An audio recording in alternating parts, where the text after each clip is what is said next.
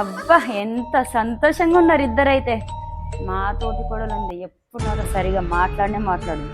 ఇంటికి వెళ్ళే లోపు వీళ్ళిద్దరిని విడగొట్టి వెళ్ళాలి ఎట్లాగైనా. అబ్బా చీరలు అయితే చాలా బాగున్నాయి అక్క. ఆఫర్లు ఫుల్ ఉన్నాయిరా. ఎట్లయినా సరే వాళ్ళ అత్తమ్మకు పిల్లల్ని అప్పచెప్పేసి మనం షాపింగ్కి వెళ్ళి చీరలు తేవాల్సిందేరా. సరే అక్క వెళ్దాం. వదినా, ఏదో షాపింగ్ మాల్ అని పెద్ద ప్లానే వేస్తున్నారుగా. రారా కూర్చో. వదినా కొన్ని వాటర్ తీసుకురావా. సరేరా. వదినా, నీకు పెద్ద వదిన గురించి ఒక విషయం చెప్పాలా? ఏంటిదిరా? అయ్యో వదినా, ఆమె పైన కనబడే అంత మంచిది కాదు వదినా. అయ్యో అవునారా? నువ్వు మొన్న వచ్చినావు, నీకేం తెలుసు? నేను చెప్తా విను.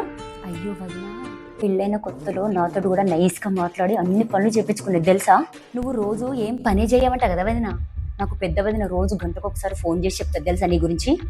అవునారా? ఎప్పటికీ సెల్లు పట్టుకునే ఉంటావంట కదా వదినా నువ్వు. అబ్బా నా గురించి అట్లా చెప్పిందారా నీకు? అసలు బెడ్రూమ్ నుంచి బయటికి రావంట కదా.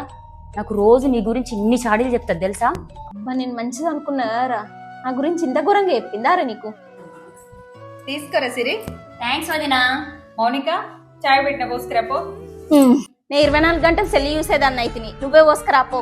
నాకేం పని శాత కాదు కదా. ఏమైందిరా సిరి? మౌనికకి ఏమైంది అట్లా మాట్లాడుతుంది? అయ్యో వదినా, ఆమె గురించి నీకు తెలియదు. ఆమె అసంటిదే, నువ్వు వదిలేసేయి. అవునారా? నాకు తెలియదురా.